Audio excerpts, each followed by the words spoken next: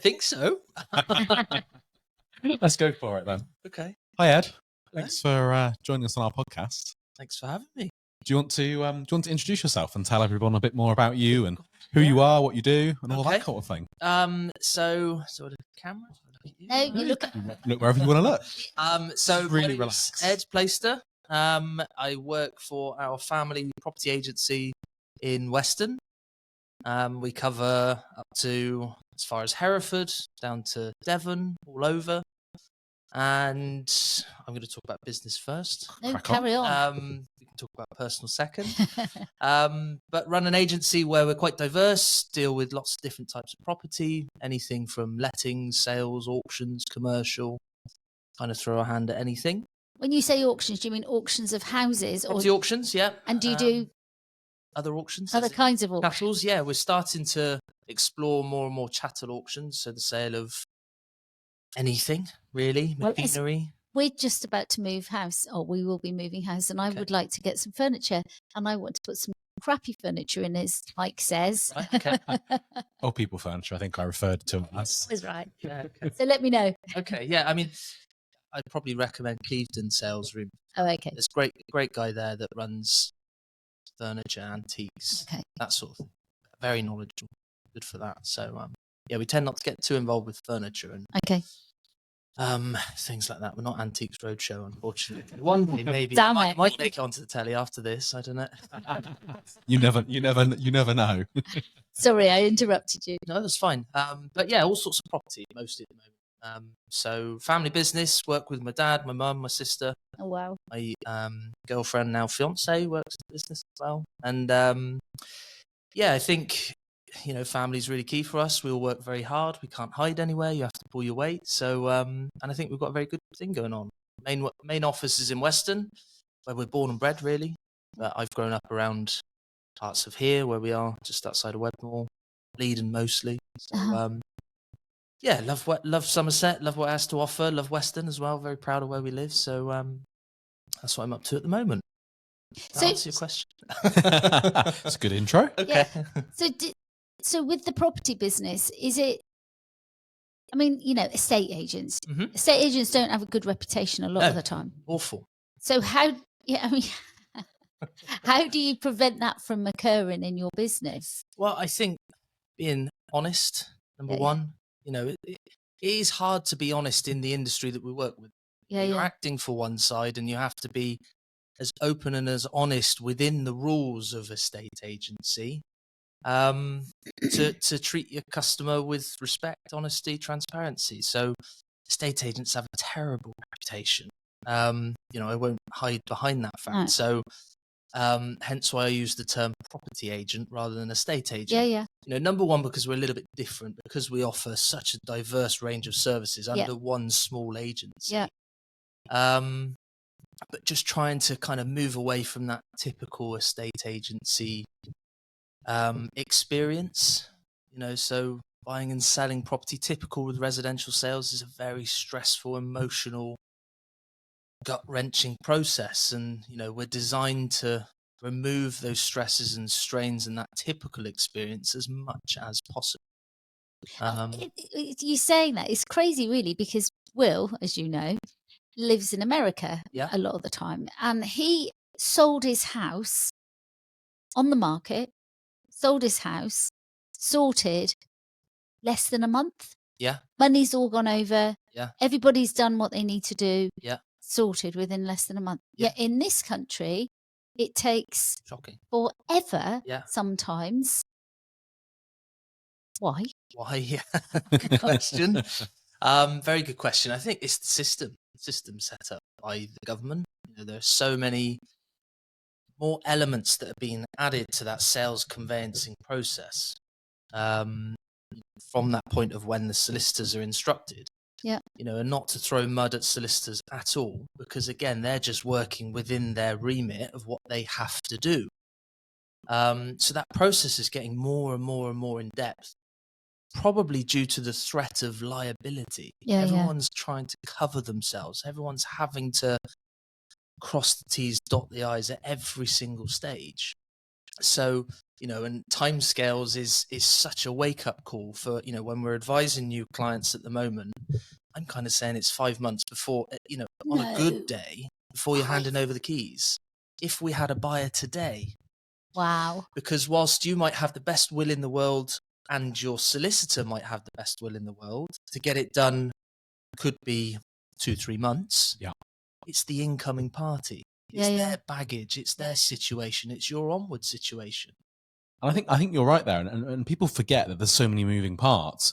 You've got the buyer and seller, but then you've got their individual mortgage companies, their individual solicitors. You've got searches. There's so many moving parts that you just don't have control of. Exactly. But in other countries, like just using America as an example, before you can even put in an offer for a property, you have to have your mortgage in place. You have to prove to the estate agent that you've got monies in the bank to be able to pay for that property. Yeah. Before there have to be a survey done of some kind. Not to the like your taps leaking stuff, but basic survey, and you have to have your like EPCs done and all of that. That's all got to be in place. It's the buyer's responsibility to do that. It's the estate agent's responsibility to make sure that the finances are in place, and that's why it's so quick. Because all of that, like your searches, anything like that, is done beforehand. And isn't it similar in Scotland? Very similar, yeah. The verbal offer actually has more weight to it. Yeah. You are much more tied in, whereas in this country, nothing's final until exchange of contracts. Yeah, and like you said, that 5-month window, you might accept an offer. Someone might accept an offer today that you guys are looking after, but until they sign on the dotted line and pay the deposit, actually they could pull out any time with no ramifications. It is wrong. Yeah, it is wrong, and we've had it. I mean, Dave and I have had it. We've got quite a few properties, and we've had that where people have, and then, and it's like, And I think, that does fall to the responsibility, I feel, of the agent. Yeah. Because, what you just said about America, they should be checking X, Y, and Z. It's staying in this country. Yeah. It's just there's less knowledge, less qualifications. They are bringing reform to get agents more qualified. Yeah.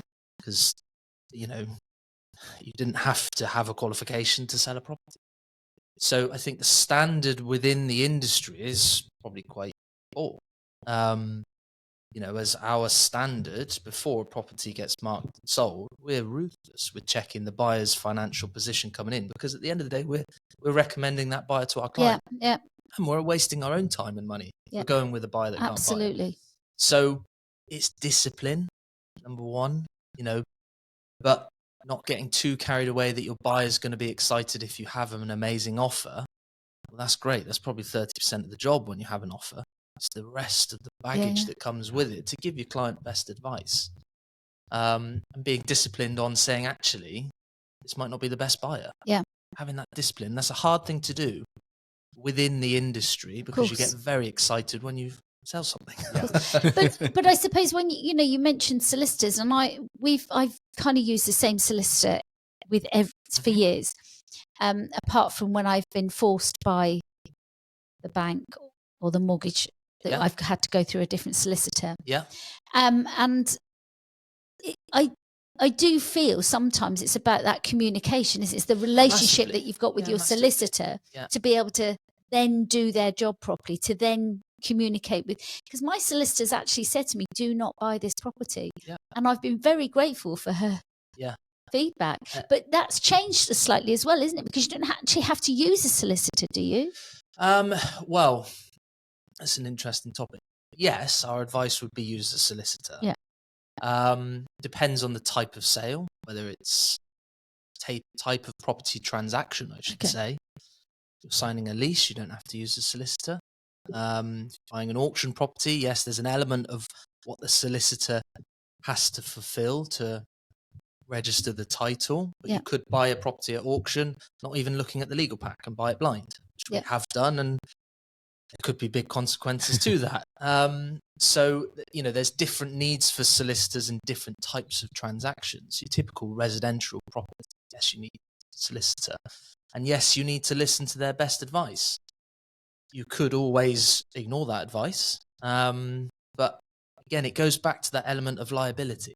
if the solicitor doesn't raise every single problem with its property, there's liability that sits with that solicitor for later on. Yeah. So, where we live in a world, and I'm sure American culture is very similar, where we live in a suing culture, unfortunately, litigation is very real within our business. The complaints procedures, our regulations to handle complaints and compliance, as a high street industry, estate agency is one of the most regulated high street services. Quotes, because the high street's changing so much, it's a very regulated industry, and I dread to think how many, as a whole, as an industry, how low we are below the bar to fulfill that requirement in terms of being compliant. Yeah. So I completely understand, because I've made complaints about estate agents in the last year because somebody thought it was perfectly okay to drive a drone over my property when they were very hot topic at the moment, and swoop into our garden at the back, and they were on the scaffold, and it was actually underneath them, and it was we had a private thing going on in there. Didn't really want anybody else to be filming that, and it's like, well, So drones, another classic example. If you're using a drone for commercial gain, you should have a qualification, which we do. Yeah. Most agents have one in the boot of the car. And now I get it, because there's an element of commercial pressure in estate agency. Time, number one. Yeah.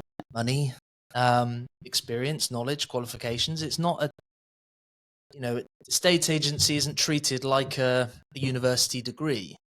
You don't go to university to become an estate agent. It's almost treated as a very different route or a life path. Yeah. So drones are a very hot topic at the moment, and there is a need for a qualification. If you operate with a certain size drone, you should hold a qualification, and there's a very strict process on how you operate with a drone, which, I'll put my hands up. I've been caught on the wrong and right side of that.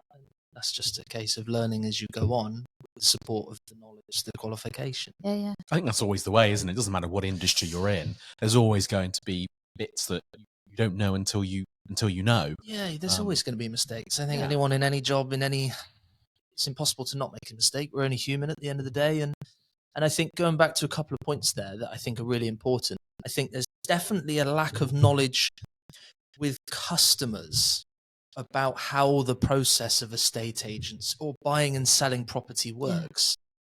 Now, my view is it's our job as the agent to educate people on the process. This word of, I'm sure you've heard it, gazumping. Most people don't really know what that means. There's a very specific way that we cannot be, as an agent, gazumping people. Yeah. People think that even if you're just outbid way before a sale is agreed, people get very frustrated that they've been gazumped. Well, they haven't. They've just been beaten by a better offer, and we're legally obliged to put any offer forward to our client.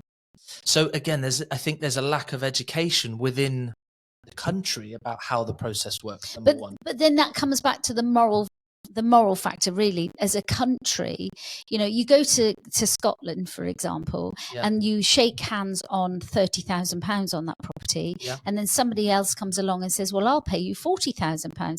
You can't do that in Scotland. 30,000 is the given price, and that's it. Whereas in England, it's completely different. Like you say, you've got responsibilities, you've got professional responsibilities to go back to the people that are selling the property and saying, actually, I've been offered a better price. That's quite tough, though, isn't it? Because the 30,000 person over here is, we've got this lovely house, and blah, blah, blah, blah, blah. And then actually 6 weeks later, somebody else has come along and done that. But I suppose it's the functioning of when you are selling your property to say, or to somebody's buying property, you say, can you please take it off the market? That's it. But then again, that doesn't always work, does it, either? And again, that's down to the agent to handle that in the correct way. Yeah. And this is probably where 80% of arguments or I'm sure, problems arise from buyers, feeling as though they've had the rug pulled from them, but the agent, is just fulfilling their obligations as an agent. but how you go about it in a very different way. A classic is that in that scenario, and the agent wouldn't explain to the buyer who's just missed it for £30,000 about the process because they're not capable, they don't have the knowledge themselves, they don't hold the or they don't have the confidence to actually explain, look, I'm really sorry that you've missed out on this property, but the reason why that has happened is because of this.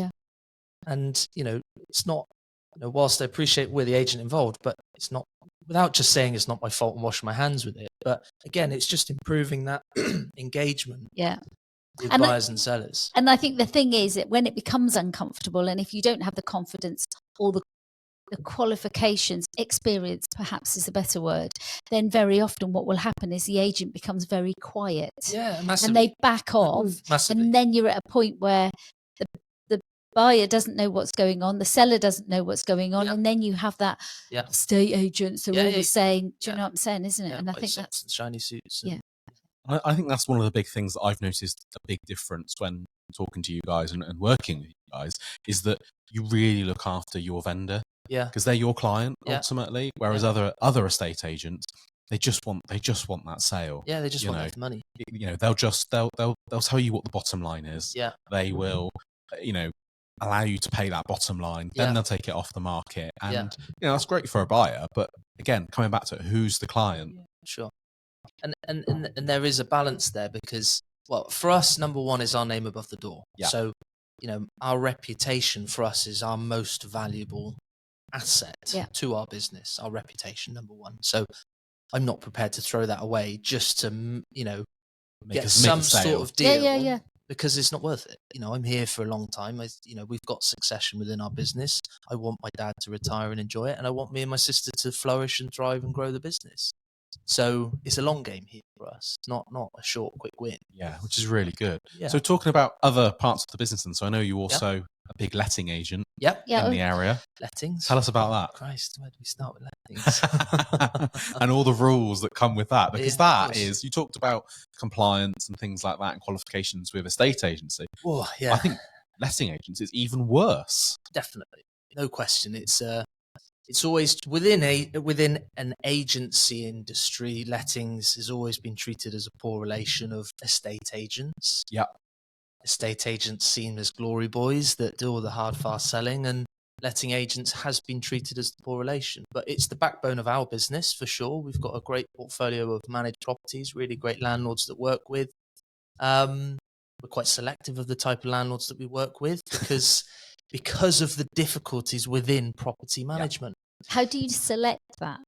Well, without putting yourself in a difficult situation.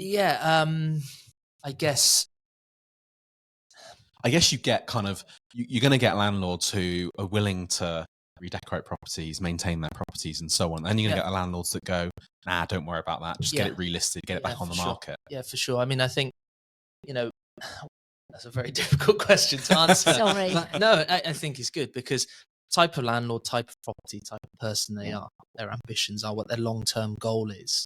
As much as selecting the right tenant is the right landlord as well for us. Because if it's the wrong landlord for us, we're going to be pushing the way that we seem that industry should be led, and we're going to have battles there all day long down the road. It's just not efficient for anyone. It's counterintuitive. So, we're not the type of people to go and attract Channel 5 rogue landlords and, those sorts of places, because it comes back to reputational risk. That tenant could be a buyer, that tenant could be a seller, that tenant could be a client, that tenant can still leave a Google review, which is damaging to our reputation. So we've learnt that the hard way. My father, David, who started the business, has been doing it for 40 years. He's definitely learnt that a much harder way. But in a time where you didn't have a Google review, there wasn't so much public information about the service that you offer. We are in the spotlight every single day. So we have to be on the ball every single day.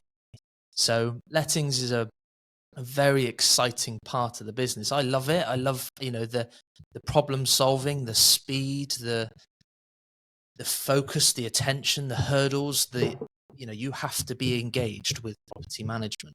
You've got a strict set of rules. You've got a landlord that's very much focused one way, because it has to be treated as a business in most circumstances, a business venture.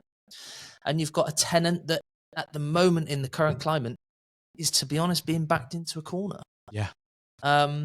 Rents are astronomical at the moment due to lots of reasons, specifically within our area. Because the sales market's been so good, it's forced a lot of landlords to retire early and sell. Taxation is becoming more and more difficult to make that investment vehicle more viable. So the amount of tenants is growing because it's harder to get a mortgage. Landlords are selling, so it's forcing more tenants into a smaller market. That's driven rents one way up. But it's also driven the expectation of the landlord up. It's not so much, and again, awareness of compliance legislation, guidance on the internet. The amount of tenants that I have quoting advice from Shelter. Really? You're seeing that a lot now? A lot.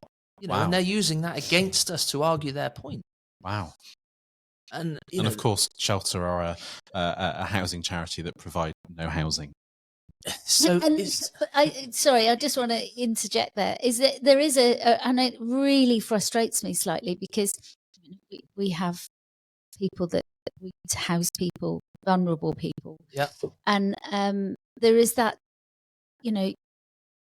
it's the great old mold on the wall, the black marks on the wall, and it's like people don't understand or aren't educated as to how to manage a situation like that. And I don't mean that just the landlord. I'm talking about people that live in properties. Absolutely. Open the windows, spray it with a anti-mold, leave it alone, and it will sort itself out. Don't hang your washing in the house. It's just gonna go into your walls. All of that stuff. It's about lifestyle. It's about how people live. But also there's that bit where you think people apportion blame. Yeah. So it's straight to the landlord will get blamed for that way before the tenant wants to look at their part in that. Absolutely. So how do you handle that? Well, it goes back to communication. Number one, educating tenant and landlord of the rules. An example, and that would have been my next topic for lettings as a whole. Yeah. I'd say in the past 2 weeks, nearly every day, I've had to meet with tenant and landlord and contractor inside a property to solve damp and mold issues because it's rife at the moment. Well, we've had biblical rain, haven't we, as well? It's not helped. Very wet winter, autumn. Yeah. Cost of living crisis still having an impact. Tenants are unlikely to open the window and heat. And that is the main helpful way of removing condensation. Yeah. Condensation is different to, I treat condensation different to damp and mold. We've had to take a lot of advice from our governing body, again, going back to qualifications, the importance and the support and the need for that, about what's the best way to approach this. They gave us a fact sheet to actually give to tenants to say, look, if you have condensation issues, it is a lack of ventilation, a lack of heating, and cleaning. So, we've kind of had to educate tenants when they think it's the landlord. The landlord blames it on the tenant blames it on the landlord, and we're stuck in the middle. So to find a solution is very difficult, and especially where we are geographically with a lot of our managed portfolio in Weston-super-Mare, old Victorian Georgian buildings, thick stone walls, that were designed to have single glazed windows that let a load of breeze in. Yeah. We've now put in proper central heating, sealed it shut with double glazed windows, and the house can't breathe. Mike spent thousands lately on proper insulation and making sure the properties are fit for purpose, which is great. But that's a very realistic, and not every landlord can do that, unfortunately. No, it's a very extreme way to help a property in terms of running costs. But we still insulate properties. We put all new insulation in, but then we go and cut a great big hole in it to put a ventilation thing in to let the fresh air in. It's almost a bit counterintuitive. Massively. I spoke to a window fitter the other day. He said, I'm so sick of having to put in trickle vents. This is quite specific. It's quite nerdy. Trickle vents at the top of a £6,000 aluminium triple glazed window to get the maximum efficiency, and then he puts it in and has to cut a hole in the top. Yeah, to allow the breeze in. So it's crazy, isn't it? Absolutely mad.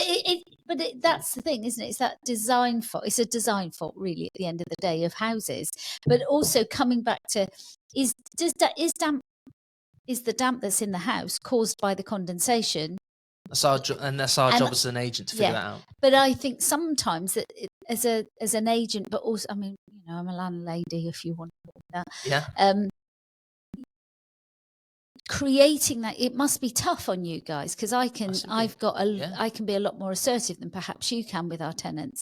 But it's that conflict between, I own the property and I rent the property. Mm-hmm. If you see what I'm saying, we don't use agents for specific reasons. Yeah. But it's like, so there's no conflict. Something needs doing, it gets done. Yeah. There's a fault with how one of the properties are being dealt with. We can deal with that. If you see what I'm saying. Yeah. But you've got all these parties going on. It's quite a conflict, isn't it? Definitely. And I think it's why our approach is lately, I've said to the team, look, if you're struggling, book me in. I'll go and sit down and have a chat with them, educate them. Because it's an emotional journey as well, isn't there? Mm-hmm. There's trying to kind of communicate with somebody who doesn't want to spend any money. Mm-hmm. The landlord very often doesn't want to spend money because his bottom line is very low because of what's going on with mortgages, taxes, etc. Exactly. And then, and they're getting the pressure from that. And the tenant feeling the very opposite way. Yeah. Rents going up because they have. Yeah. Because the landlord's costs are going up. Yeah. They're being forced into a smaller market. Their cost to run a property is going up. Yeah. So tenants are being backed, landlords are being backed. And this time of year, you get a very, very interesting scenario. But and of course, then the government are now cutting. Well, there's this whole thing about homelessness and people needing somewhere to live. Mm-hmm. And there's that dynamic, isn't there, between, putting the pressure on people who own properties that are renting, landlords that are renting, and they're going, oh, it's not worth me doing this anymore. I'm going to back off, which is creating a more of a homeless situation. Massively. I mean, once, twice a week, I have a call from a landlord saying, do you know what, I've had enough. I'm going to sell. I can appreciate that. It's tenanted. What shall I do? And my advice, most circumstances in that, is to sell the asset, the property, as best as you can. Yeah. Unfortunately, it's going to have to be sold to an owner-occupier that's using the strength of a mortgage because they're more likely to pay the correct price for it. A landlord is going to go and pay market value. Well, there are very few landlords that, because why would they? If they're going to invest their money, they're not going to go and buy a 3-bedroom semi that has it's all about yields and percentages, really. So why would they do that? And I think I was going to say that's the problem, isn't it? Is a tenanted property for sale is not massively attractive. You've got such a small market of people that want to buy it, and as a landlord myself, I want to be able to choose the tenant. I want to have a relationship with the tenants. And if they've been in there for, 5, 6, 7 years, they know far more about the property than I do. Yeah. And they know how sort of being a tenant works, but not necessarily in the same way that perhaps I want it to work. Yeah, of course. I remember there was a property in Cheddar years and years ago, and it's quite a famous little property. And it was sold. There was a shop underneath and a flat kind of above, and they sold this property with a sitting tenant. It was a very elderly person living in there, with everybody thinking that this person wasn't going to last very long, and she was on a fixed rent, and it was really low. A lifetime tenancy or something. Lifetime tenancy, and she was there for another 20 years on like peanuts. Yeah, I mean that person was never going to make any money. Let's also make sure it's a learning there, really. But it is tough. And people don't think about things like that. No, they don't. And if you're naive to buying and selling, and definitely, yeah. I mean, everyone thinks properties. Everyone. Not everyone. Sorry. You see all these financial gurus online that talk about it being a passive income and really easy. You get a tenant in, sit back, you haven't got to do anything. Yeah. You'll make 20 grand in the first year or whatever. Exactly, that's it. But how wrong are they? Yeah, property's tough. It's tough. You need to be on the ball. It is a job. Having a portfolio, or you pay someone to do it. Oh yeah. So it's not an easy industry. Again, probably lack of knowledge, system, if you like. So how do you support your team? Because I mean, obviously, it's not just mum, dad, your partner, your brother, sister. Big business. Yeah, it's a team of 14 in the office. Okay. We've got a fantastic team, and something, from the fallout of COVID, we were under quite a lot of pressure as a business. Recruitment was very difficult. We had a few changes within the team. Recruitment was incredibly difficult because I guess we're a little bit more formal in our structure of our agency, that we need, an office setting. We can't offer flexible hours, work from home setup, purely because of communication. Communication internally is so important because there's so many moving parts to our business, to make sure that we're delivering a good customer service to our clients, customers, buyers, sellers, tenants, landlords, whatever that might be. So to support the team, I think, we've really had to up what we do as managers, directors, how we run our business, to make sure that our team are supported with training, help, advice, making it a lovely place to come and work.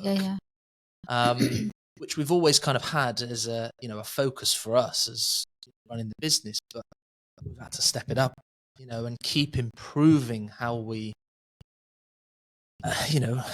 run the team. And it's, I hate the term people work for us. It's not that they work with us. We're only as strong as the team that we have in that setting. We can only grow the business with the strength of the team that work with us. So, one of my questions when recruiting is, what do you look for from an employer? Such a good question to ask. I love it. Yeah, we ask that too. And I think 9 times out of 10, money is never on that list. No, it's not, is it? To be honest. Yeah, considering we're treated as a sales industry, we're not. We are and we're not. You're a bit in betweeny. I feel we're more marketeers than salespeople.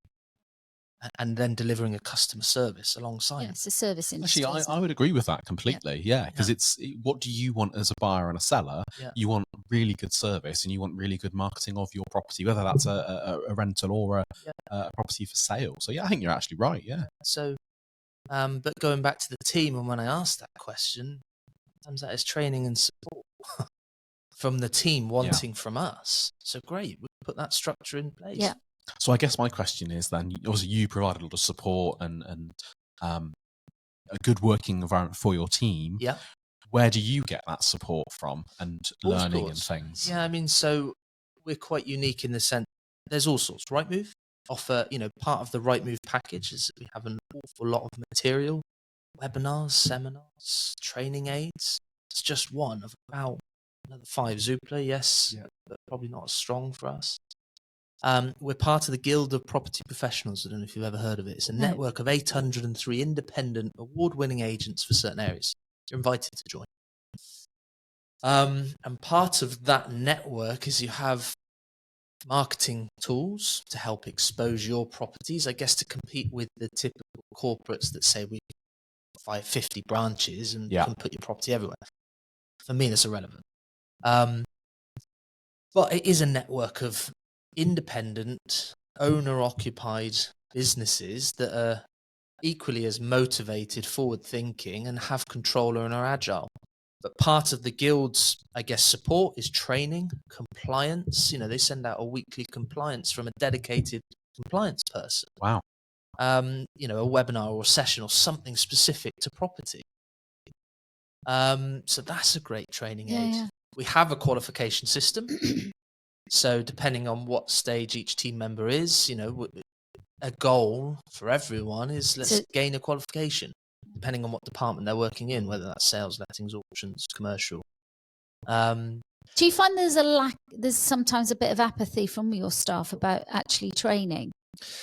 And also, I wonder, is there a parallel in that in the family, if you see what I'm saying, the management team? Because it can sometimes happen, can't you? When you've got a family business, there can sometimes be, oh no, I haven't got time to do that, or I'm too busy to do that, and Yeah. It's always a challenge to get the team member to make that commitment. Time, we contribute towards the cost element of that. Contribute, we pay for that. So there's no contribution. We want that, so we'll be as supportive as we can with that. Whether that's depends on the type of qualification, it depends on the learning style of the individual. So there's a blend there of studying in their own time to better themselves as a property professional. We would then building structured training programs, sessions, whatever we can do to support that individual through that process. But getting them to commit, can be tough. Yeah, it can be tough because I think the type of people that we attract to this industry, they're not perhaps your typical university degree and, depends your background. But I guess a typical road for a lot of people is you go to school, you go to do your college or A-levels and you go to uni and then you figure it out after that. That's not the way I did. My sister did. I didn't. But depends on the individual. Yeah, because one of the things that we find, and I don't know if you find this as well, is that we actually put forward, this is what we'll give you. If you need training, if you want some training, if you're interested in something, the money's there, just give us a shout and we'll do it. Yeah. And then by doing that, it got lost. It gets lost. So completely. Absolutely similar to you. We've put structures in. So and we've found that with the charity as well, haven't we? Yes. We found that once again, it's there, let us know and stuff like that. And it's like, it's only really just the counsellors going, oh, I'd like to do this or I'd like to do that. Yeah. But in the rehab, everybody has a structured training that they have to do every year, and are expected on top of that to do further training. Yeah. And if they don't, they get told off. I guess some people are just more ambitious, aren't they? Some people really want to go for that training. Ambition, or is it about? I don't know. Is that ambition or is it just about reminding you of? I love doing training. I love reading books. I love doing all of that because it reminds me, of the knowledge that I've already got, but also I get more knowledge. No, I think it is ambition. I think but it might be ambition in a different way. It might be the ambition to complete a book or whatever it might be. But yeah, I think it is ambition. And some people are really keen to go and do training courses, to read a book, to watch a webinar, to help out at an event to learn some skills. And then you get some people that just aren't that bothered, perhaps. Yeah, it's quite comfortable being where they are, where they've got job security and they're happy and happy to stay still. Yeah, that's fine. They've probably got different focuses for their life. Exactly. A different road. So I agree. I think ambition can be measured on so many different levels. They might be ambitious to get a proper work-life balance and not have the stress and take on more responsibility, so they can enjoy other things in life. Great, if that's what the individual wants, but they can still find a slot within our team, I'll do whatever I can to make that happen. So, a classic cheesy question in an interview scenario, which I don't really like, but what is your goal in 5 years' time? Everyone then says, I want to. Well, 9 times out of 10, they say they want to be top. But actually, in a year of learning that individual, they might not want to be in a top position because it's tough. Yeah, it's hard. Because of the responsibility of decision making that the buck stops with you. So just suiting that, going back to training, suiting that to the individual, really listening to what they want. So how does that? One of the things that you talked about at the very beginning was about what you'd really like is eventually your parents to retire and still have a lifestyle and stuff like that. And that's because that's quite a family thing, isn't it? When you've got a family business, that's what happens. It's like you're, in a sense, your dad is handing over the business to his children. Yeah, definitely. Yeah, I think the battle with dad is he doesn't stop. So, right. I think he'll be going forevermore. Yeah.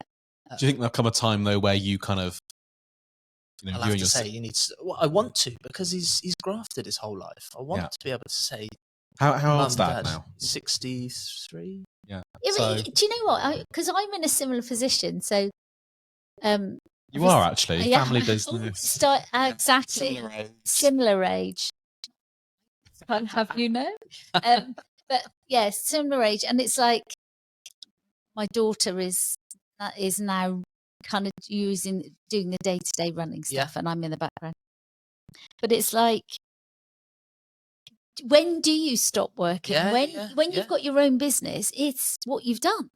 That's the thing. Last thing you think about when you go to bed is the first thing you think about when you wake up. Exactly it. And I think, particularly in your scenario, you're looking at doing other things, like, we've started this podcast, and you're riding your horse more, and you're going in your potting shed, and I guess it's about doing different things to what you would normally do, and perhaps that's what you need to encourage Dad to do, is go and do Mum's the same. But do more hobbies and things. But it's other people's expectations, isn't it? That's the thing. It's your children's expectations that they have an idea of how life should be for you when you're at, say, my age, instead of actually, it's getting into somebody's frame of reference, I suppose. That's what I'm trying to say. Yeah, definitely. For me, my daughter would love me to go traveling and do this and do that. I don't want to travel. Yeah. I like my home. I like being at home. I like doing this. I like spending time with people that are like-minded people. But, and you may have similar ideas for your dad and your mom, but it's like, actually, they might not want to do that. So how the hell do you manage that? I think my view to that, I get it completely. I don't want to force them to retire. I want to create a structure where if they want to come to work and get stuck in, get stuck in, by all means. If you want to go and sit in the potting shed all day, go sit in the potting shed all day. If you want to sit on the tractor all day, creating that platform where, because they've given so much, and I've watched them work and work and work tirelessly my whole life. They don't stop. I want to make sure that that's reciprocated, and they can do as they please. They want to come and be a pain in the ass in the office. Come, get stuck in. No problem. I did that yesterday. We dropped something off at the office, and I had no intention of going to the office yesterday at all. And I walked in, and you could see Victoria laughing, because it's like, I always check that the office is clean and tidy. Yeah. And I'm one of those ones, I go around and clean it, and it's like, this is ridiculous. I'm cleaning my own office and I shouldn't have to do this type thing. And you can see she's now got to the point where she can laugh about it instead of feeling it's a criticism. Yeah. And it's like, it's that dynamic, isn't it? Yeah. But I had exactly the same with my mum yesterday. Came in the office, cleaned everywhere. Exactly the same. It is funny, isn't it, how these things work? Yeah. So Ed, you've got something exciting happening next week. Yes. Your new auction venue. Do you want to talk about that? Yeah. The auction. Yeah. So and the Expo. And the Expo, you're calling it? Yeah. Explain. I'll explain. Yeah. So typically our property auctions will run in Weston, and we're finding geographically we're building a relationship with Bristol people that are migrating south, and Bristol and surrounding, Nailsea, Backwell, the kind of M5 corridor. They're coming south through all sorts of property transactions, sales, lettings, auctions. Now, we run our auctions in Weston, and we want to grow our auctions. I think we've got so much potential within our auctions to grow, and we want to elevate that to the next level. So by moving them to a city address, giving them a bit more clout, is kind of copy and pasting exactly what we do and moving it to a perhaps a little bit more highly regarded location, because we're now starting to sell properties all over the southwest. I was up near the Royal Welsh Showground yesterday in Bilth Wells. Wow. Been over to Warwickshire, further south Wales, down to Devon. So we're kind of spreading our net a lot more with the auctions. So just to give ourselves a little bit more power. So we're making that move to engage better with the people that are buying, to take our auctions to the next level.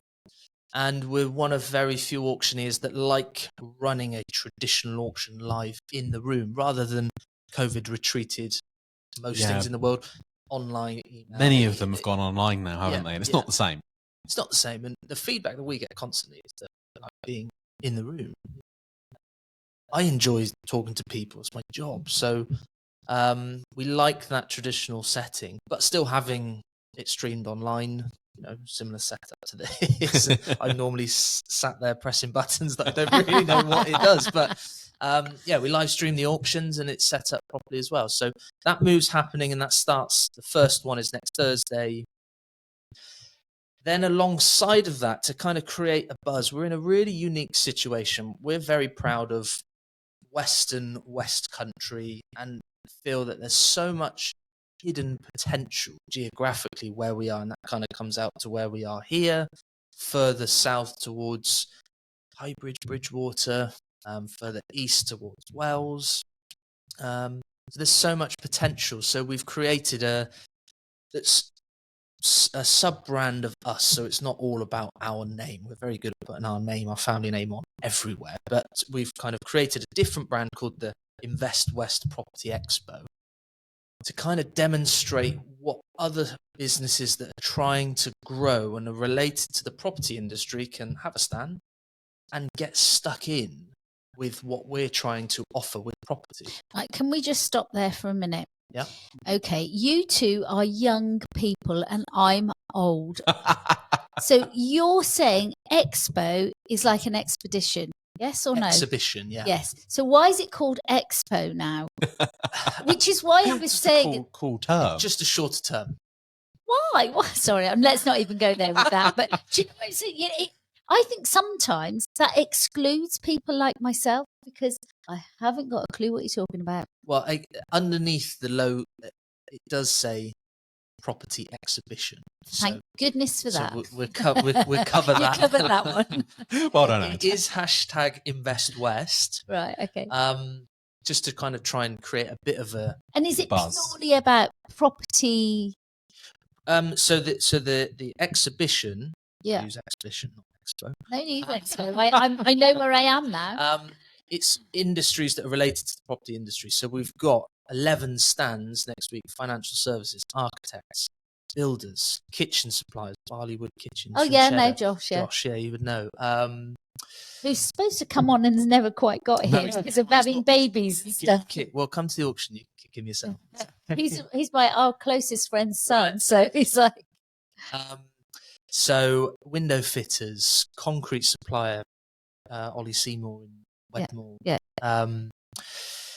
All sorts of people, that are kind of related. So my view is someone could walk through that exhibition, pick up the contacts, buy the property, walk back out, and they'd have the contacts they might need.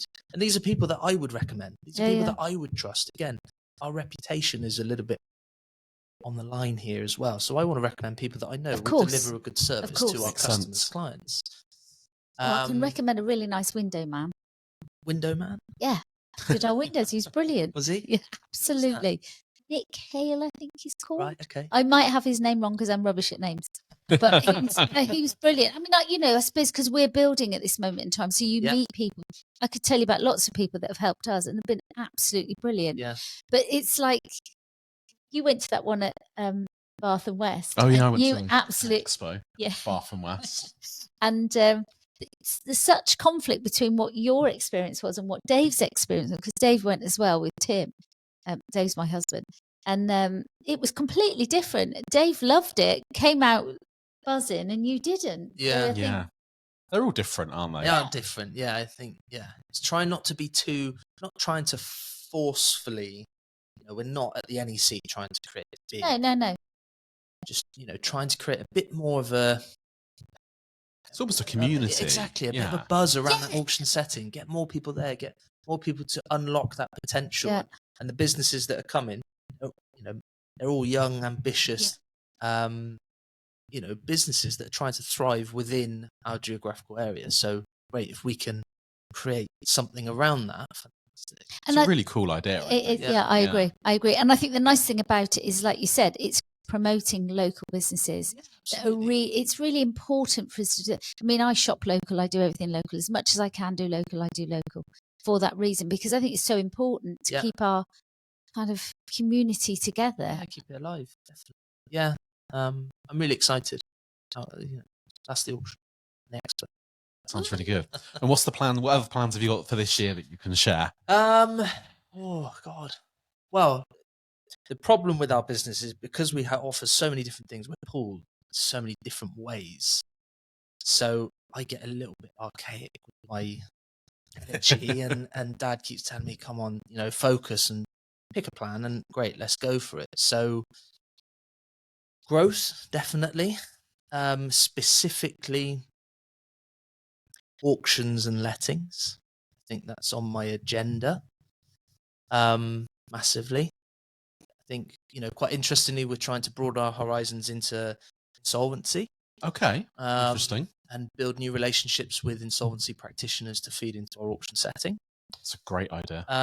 So that's kind of in play and working well, hence why I'm going to different areas and being pulled to different areas. Finding new landlords, they're like hen's teeth. They're really, really hard to find that want, I know you're both landlords and you wouldn't need what we offer, but finding ones that do need what we offer is hard. Yeah. And I imagine it's very hard to market to them as well. Really hard. And with finding new landlords, you get another instruction and then you get a call from two saying, I'm going to sell. Mm. So that cycle is constantly just replenishing. Yeah. Very hard to have a net growth. So I guess in-house we're changing a few systems, CRM systems that we rely on, which will have a massive impact on how we operate our business. So internally, we've got some really good focuses and goals, going back to being more efficient, improving communication, and supporting the team to get that balance right. Do you support them psychologically? I mean, because one of the things that, I know, the charity is a mental health charity, and one of the things that we fair thing to say is that importance of recognizing that people need psychological support. Yeah. And like in my industry, you don't have a choice. You have to have it. Yeah. You have to have at least an hour's supervision internally and externally, and we do group supervision. Supervision is a bit like having a chat. Mm-hmm. So, but you do it on a one-to-one basis and you do it in a group basis and stuff like that. We as trustees, we support each other a lot, don't we? If we need something, we're there. We can kind of work it out. Yeah. But it's like, how do you do that in your industry and particularly your family, I suppose, when they have so much pressure? Because it's massive when you're holding all of those lives. Yeah. That's not just your employees. That's your really good point. Yeah. Customer base, etc. I think we've certainly been exposed to it since COVID, mental awareness support. There's very little support for us as business owners to come and pull in extra support in that sense, because I don't really know. Yeah. We have started to improve how we get support through an external HR company that handles lots of back end running businesses stuff, and they have started to provide more stuff. But to answer your question on how do we support the team, I guess that I can only put that down to the skill set of the managers of each department, by being there for them. Yeah. If we have difficult situations arise, making sure that we're holding their hand through that whole stage. But it's also that bit, isn't it, where, and I'd love to sit and talk to you a bit more about how you can support your team in that sense. That's just something that I love doing anyway. Yeah. But I think there's a bit where you don't know what's going on at home. Massively. And that responsibility of what's happening in the world, the response, it's like you and I were talking, we still even haven't checked in really with each other because we were busy this morning.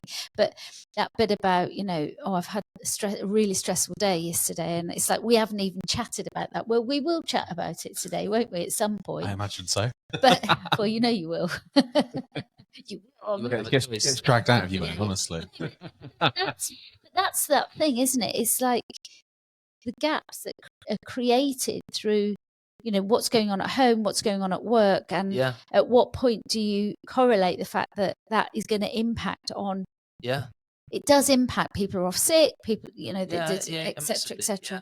I think I don't know how to answer your question in the right way because I haven't been trained to. Yeah. So I think I would just rely on my personal skill set of communicating making sure that I'm asking right questions. We're talking about it in monthly meetings. We're listening. So I guess I'm just relying on my intuition, really. My intuition, rather than, my qualification doesn't tell me anything about supporting that's staff. Right. Yeah. When you become a director, your fiduciary duties doesn't mention anything about supporting Absolutely staff doesn't. and mental health. No. So where do I get that experience from? And I guess I'm just purely relying on my personal skills. Yeah. My is personal skills the right word? No, I agree with you. Yeah. Your life skills. They're life skills, that's a better word. Yeah, my life skills. Yeah.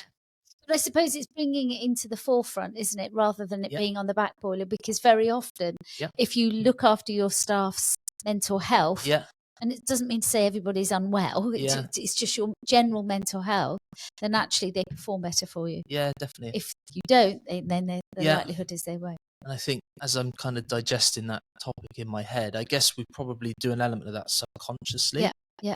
Because we're engaged, I treat the team as my whole family. So, you're not typical corporate. We're very strict on monthly meetings. Not so I can bang my shoe on the table and say, this is how I want us to perform. It's a two-way street. What have you got to bring to the table? Yeah, absolutely. And that's so important, isn't it? And there's so many businesses that don't do that. Yeah. And through the recruitment process and speaking to friends, and you actually learn how people regard that so highly. Yeah, absolutely. So it really then changes your priority. I think it's also seen when you see sick people, why people off sick, if they're off sick, if you've got a high sick rate, if you've got a high turnover of staff. If you have a high turnover of staff, you can generally identify there's something not quite right, unless you've had to let somebody go for certain reasons. But generally, if people are leaving and it's a come and go like that, it's generally there's something that's not right with it. Yeah. And in the industry, massive. You drive down the high street and you see a different face in every office almost. Oh, you do? Yeah. Really? There's such a high churn of staff, probably because it's treated as sales. Yeah. And is it money-led, do you think, rather than... I think a lot of agents are purely money-led. Yeah. Well, there's lots of agents now that, they incentivize their staff. If you get a Google review that mentions your name, you'll get a tenner. Yeah. And things like that. There's lots of agents that do that.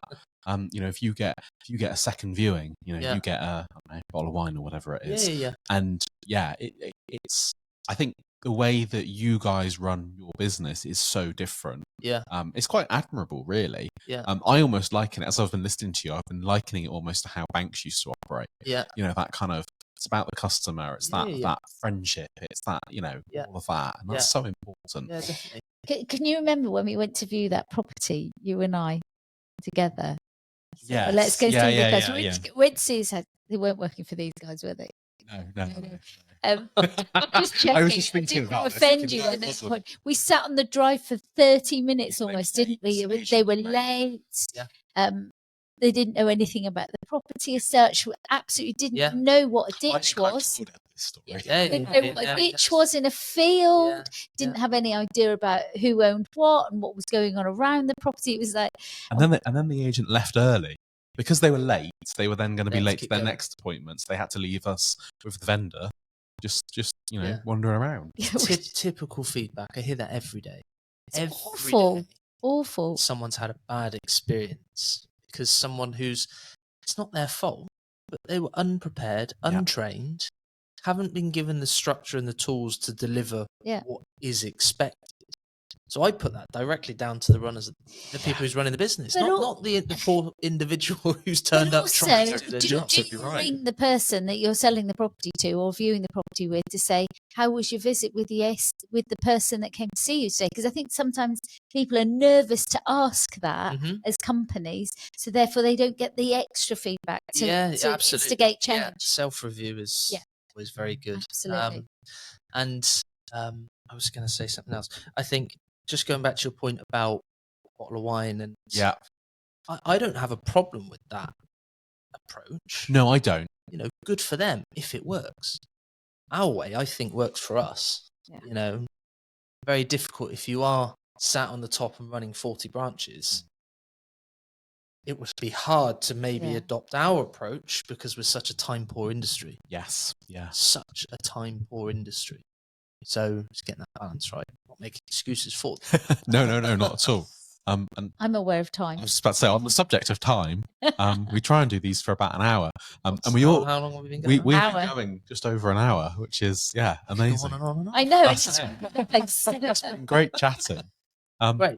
Is there anything else you want to add, or you want to talk about, or promote, that we've missed, or anything like that? No, I think I came with an open agenda. Mike said, "Ed, you come in," and that was it. That was pretty much how it was. Yeah, that's so it. I said, "Right, okay." And we had a time and date, in cup of tea, and we sat down. That's so brilliant. Well, we'd love to have you back to talk more, because I think it's been a great chat, and we can talk more about other bits and pieces you do. Yeah, I think it's helpful for me to, have a bit of a unpick my head all day long. There's so much going on. So helpful for me. You've almost been counselling me.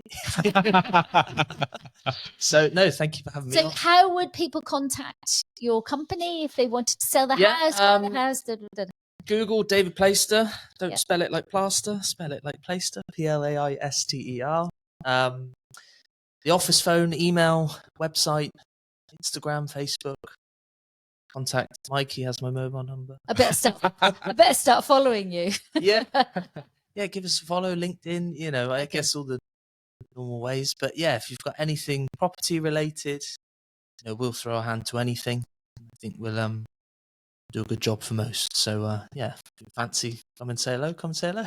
Thank you, Ed. Really Thanks very much, appreciate your time. You're welcome. Thank you both.